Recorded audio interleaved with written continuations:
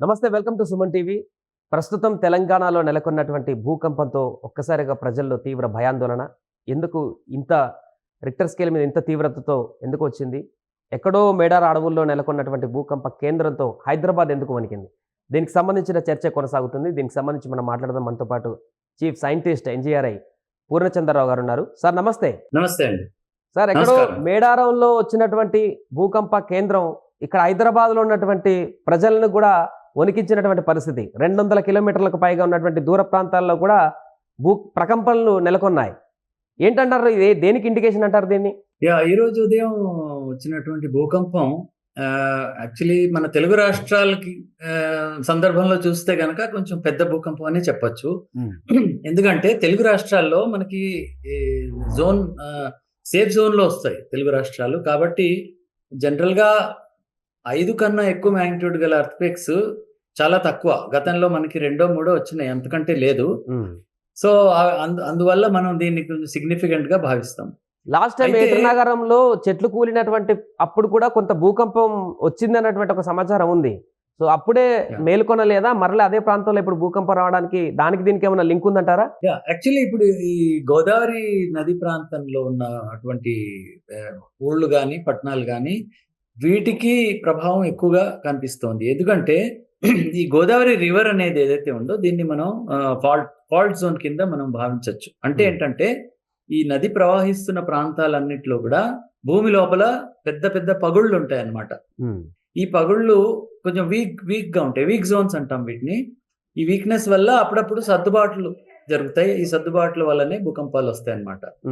అయితే సాధారణంగా పెద్ద భూకంపాలు వచ్చే మెకానిజం ఈజ్ కంప్లీట్లీ డిఫరెంట్. వాటిని మనం టెక్టానిక్ ఎర్త్క్వేక్స్ అంటాం. ఏవైతే ఇప్పుడు హిమాలయాల్లో లేదా మనం ఈ మధ్య టర్కీలో చూసాం పెద్ద భూకంపం, బిల్డింగ్స్ కూడా కొలాప్స్ అయిపోయేటువంటి భూకంపాలు, వాటిని టెక్టానిక్ ఎర్త్క్వేక్స్ అంటాం. అవి మేజర్ అండ్ గ్రేట్ ఎర్త్క్వేక్స్. అవి మనం వాటితో మనం కంపేర్ చేయడానికి లేదు. దీన్ని మనం ఇంట్రాప్లేట్ ఎర్త్క్వేక్స్ అంటాం. అంటే ఏంటంటే మనకు ఒక స్టేబుల్ గా ఉన్న ప్రాంతంలో కూడా తరచుగా చిన్న చిన్న భూకంపాలు వస్తాయి. సో ఇది సెకండరీ లెవెల్ ఎర్త్క్వేక్స్. ఇవి వీటిని మనం వాటితో పోల్చడానికి వీల్లేదు. First point. సెకండ్ పాయింట్ ఏంటంటే తెలుగు రాష్ట్రాల్లో కూడా మనకి సాధారణంగా 3 లేదా 4 మ్యాగ్నిట్యూడ్ లో వచ్చినాయి. గతంలో చాలా ఎర్త్క్వేక్స్ వచ్చినాయి. 5 మ్యాగ్నిట్యూడ్ అనేది కొద్దిగా ఎక్కువ కాబట్టి మనం దీన్ని గమనిస్తున్నాము. 5 మ్యాగ్నిట్యూడ్ ఎర్త్క్వేక్ వల్ల పెద్దగా డ్యామేజ్ జరగకపోవచ్చు.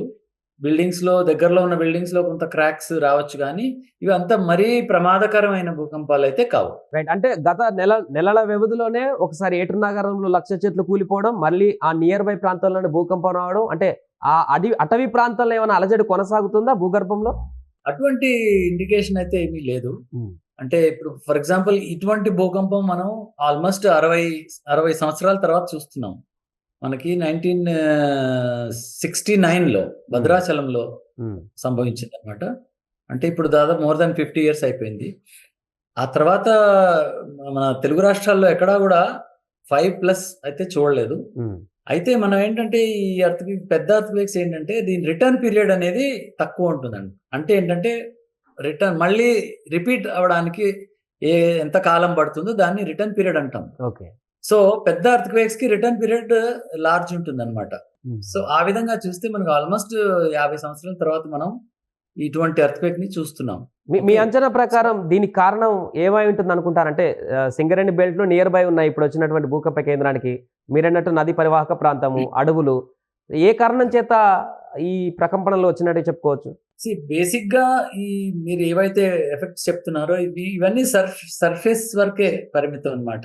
అంటే ఇప్పుడు చాలా మంది అడుగుతారు ఈ ఎన్వైరన్మెంటల్ చేంజెస్ లేదా ఈ వర్షపాతం ఎక్కువ అవడం వలన ఈ భూకంపాలు వస్తున్నాయి అంటారు. సో అటువంటిది ఏమి ఉండదు. అంటే చిన్న చిన్న భూకంపాలు రావచ్చు, వెరీ స్మాల్ ఎర్త్క్వేక్స్.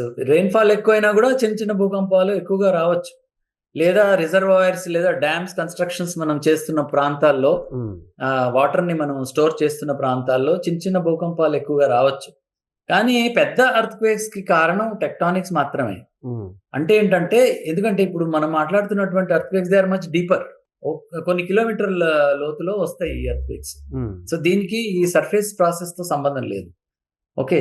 సో వీటిని మనం టెక్టానిక్ ఎర్త్క్వేక్స్ అని భావిస్తాం. అంటే ఏంటంటే ఈ భూమిలో ఉన్న పగుళ్ళు, వీటి మీద ఎటువంటి అడ్జస్ట్మెంట్ అయినా కూడా, మూవ్మెంట్ అయినా కూడా ఇటువంటి భూకంపాలు వస్తుంటాయి అన్నమాట. So Hmm. వీటిని మనం ఈ సర్ఫేస్ ప్రాసెస్ తో అంతగా లింక్ చేయడం కరెక్ట్ కాదు. అంటే దీని ద్వారా ఫ్యూచర్లో ఏమన్నా ఇబ్బందికరమైనటువంటి పరిస్థితులు వచ్చేటువంటి అవకాశం ఉందా? దీని ద్వారా ప్రజలు కానీ, అధికారులు కానీ, ప్రభుత్వాలు కానీ ఏమన్నా మేల్కోవాల్సినటువంటి అవసరం ఏమన్నా చెప్తుందా దీని ద్వారా? అంటే ప్రస్తుతానికి అటువంటిది ఏమీ లేదు. ఎందుకంటే నేను చెప్పినట్టుగా ఈ 5 magnitude earthquakes కూడా వస్తూ ఉంటాయి తరచుగా. Repeat periods may be large. అంటే మళ్ళీ నెక్స్ట్ ఎర్త్క్వేక్ ఒక 30-40 ఇయర్స్ తర్వాత రావచ్చు. అంటే వెంటనే రావు ఇలాంటివి. చిన్న ఎర్త్క్వేక్స్ అయితే ఫ్రీక్వెంట్ గా వస్తుంటాయి. సో దీనివల్ల అంత భయపడాల్సిన అవసరం లేదు. కాకపోతే కొన్ని విషయాలు, ఇప్పుడు ఒక పెద్ద భూకంపం వచ్చిన తర్వాత కొద్ది రోజుల పాటు భూమి ప్రకంపిస్తూ ఉంటుంది. ఓకే, సో వాటిని మనం ఆఫ్టర్ షాక్స్ అంటాం. అంటే ఏంటంటే పెద్ద భూకంపం సెటిల్ అయ్యే వరకు చిన్న చిన్న భూకంపాలు మనకి వస్తూ ఉంటాయి. అయితే అవి వాటి తీవ్రత తక్కువ ఉంటుంది కాబట్టి మనం వాటి గురించి అంతగా భయపడాల్సిన అవసరం లేదు. సో ఈ ఆఫ్టర్ షాక్స్ అనేవి కొద్ది రోజుల పాటు ఉండొచ్చు. Right sir. ఇప్పుడు పెద్ద భూకంపం అయితే ఎక్కువ రోజులు ఉంటుంది. రైట్. ఇప్పుడు కొత్తగూడెంలో కూడా కొత్త ఎయిర్పోర్ట్ తీసుకురాబోతున్నారు, వరంగల్లో కూడా తీసుకురాబోతున్నారు. ఇట్లాంటి పరిణామాల నేపథ్యంలో వాటికేమన్నా భవిష్యత్తులో ఇబ్బంది కలిగేటువంటి అవకాశాన్ని చూడొచ్చా? లేదండి, అలాంటిది ఏమీ లేదు. ఎందుకంటే ఇప్పుడు పెద్ద పెద్ద కన్స్ట్రక్షన్స్, ఇప్పుడు ఎయిర్పోర్ట్ కానివ్వండి, బ్రిడ్జెస్ కానివ్వండి, లేదా న్యూక్లియర్ పవర్ ప్లాంట్స్ కానివ్వండి, వీటన్నిటికీ కూడా బిఫోర్ కన్స్ట్రక్షన్ కొన్ని సర్వేస్ చేయడం జరుగుతుంది. కొన్ని సర్టిఫికేషన్స్ మ్యాండేటరీగా తీసుకుంటారు వాళ్ళు. And depending on the earthquake zone, దాన్ని ఆ ఎర్త్క్వేక్ ని రెసిస్ట్ చేసేటువంటి విధంగా కన్స్ట్రక్షన్ చేస్తారు. సో ఈ మేజర్ కన్స్ట్రక్షన్స్ కి అలాంటి భయం ఉండదు. సో దాని గురించి మనం భయపడాల్సిన అవసరం లేదు. ఎందుకంటే mandatory regulations are there, rules and regulations there. Earthquake ఉన్న ప్రాంతంలో దాన్ని తట్టుకునే శక్తి కలిగి ఉండే కన్స్ట్రక్షన్స్ చేస్తారు గవర్నమెంట్ కన్స్ట్రక్షన్స్ అన్ని కూడా. రైట్. ఇంకొకటి సార్, ఇప్పుడు వచ్చినటువంటి ఈ భూకంపం అనేటిది భూమిలో ఉన్నటువంటి సాధారణమైనటువంటి ప్లేట్స్ కదలిక వల్ల వచ్చిందా, లేకుంటే మానవులు చేసినటువంటి తప్పిదాల కారణంగా వచ్చినటువంటి ప్లేట్స్ కదలికలా? ఇది చాలా మంచి క్వశ్చన్ అండి. ఇది చాలా మంది అడుగుతుంటారు తరచుగా. అయితే ఇందాక నేను చెప్పిన విధంగా పెద్ద భూకంపాలు మనం కలగజేయలేము. అవి ఖచ్చితంగా ఈ ప్లేట్ల కదలిక వల్లనే వస్తాయి. ఎందుకంటే ఇప్పుడు ఫర్ ఎగ్జాంపుల్ మన ఇండియన్ ప్లేట్ ఉంది, అది నార్త్ డైరెక్షన్ లో కదులుతోంది ఇప్పుడు. సో హిమాలయాల కిందికి మన ఇండియన్ ప్లేట్ వెళ్ళిపోతుంది. కొన్ని సెంటీమీటర్లు జరుగుతోంది అనమాట ప్రతి సంవత్సరం. సో దీన్నే ప్లేట్ టెక్టానిక్స్ అంటాం మనం. అంటే రెండు ప్లేట్లు కలుస్తున్న చోట అతి పెద్ద భూకంపాలు సంభవిస్తాయి అనమాట. That is called plate tectonics. అందులో మనం చేసేది ఏం లేదు. There is no anthropogenic factor here. Completely it is nature, caused by nature అన్నమాట. సో వేరేస్ స్మాల్ ఎర్త్క్వేక్స్ మన ఇండస్ట్రీస్ వల్ల కానివ్వండి, డ్రిల్లింగ్ వల్ల కానివ్వండి, లేదా రిజర్వాయర్ కన్స్ట్రక్షన్ చేసి ఇప్పుడు వాటర్ స్టోరేజ్ వల్ల కానివ్వండి, ఇలాంటి యాక్టివిటీస్ వల్ల స్మాల్ ఎర్త్క్వేక్స్ ఖచ్చితంగా రావచ్చు. కానీ ఈ డ్యామేజింగ్ ఎర్త్క్వేక్స్ ఏవైతే మనకి బిల్డింగ్స్ కూలిపోవడం జరుగుతుందో, ఇలాంటి పెద్ద పెద్ద ఎర్త్క్వేక్స్ కి నేచర్ ఇస్ ద కాజ్, అంతేగాని మనం వాటిని సృష్టించడం జరగదు. సో ఇప్పుడు ప్రజలందరూ కూడా కొంత భయాందోళనకైతే గురవుతున్నారు. ఎప్పుడు లేని వింత పరిస్థితి ఏంటి, హైదరాబాద్ నగరంలో కూడా ఈ బంజారాహిల్స్ లో, ఇటు అంబర్పేటలో, హిమాయత్ నగర్ లో కూడా భవనాలు కదిలినటువంటి పరిస్థితి. అంటే వీరికి ఎలాంటి ఇబ్బంది లేదనేటువంటి ఒక అష్యూరెన్స్ అయితే ఇవ్వచ్చా సార్ ఇప్పుడు? ఖచ్చితంగా అండి. ఇప్పుడు హైదరాబాద్ కమ్స్ ఇన్ జోన్ 2. ఇప్పుడు సైస్మిక్ జోనేషన్ మ్యాప్ ఆఫ్ ఇండియా అని ఒకటి ఉంది. అందులో ఏ ప్రాంతానికి ఎంత హెజార్డ్, ఎంత రిస్క్ ఉంది అనేది మనకి కనిపిస్తుంది అనమాట. సో హైదరాబాద్ అనేది సేఫెస్ట్ జోన్ 2లో వస్తుంది. కాబట్టి హైదరాబాద్ ప్రజలకి అంత భయపడాల్సిన అవసరం ఏమీ లేదు. గోదావరి ఏరియాలో స్లైట్లీ మోర్ హెజార్డ్ ఉంది compare to Hyderabad, but still it is not the highest. Highest అంటే మీకు జోన్ 5. జోన్ 5 అనేది హిమాలయ ప్రాంతాలు, అండమాను, నార్త్ ఈస్ట్ ఇండియా, ఈ ఏరియాస్ లో జోన్ 5 అన్నమాట. సో మన తెలుగు రాష్ట్రాల్లో ప్రజలకు నేను చెప్పదలుచుకుంది ఏంటంటే, మనం కంపారిటివ్లీ సేఫ్ జోన్ లో ఉన్నాం కాబట్టి అంతగా భయపడాల్సిన అవసరం లేదు.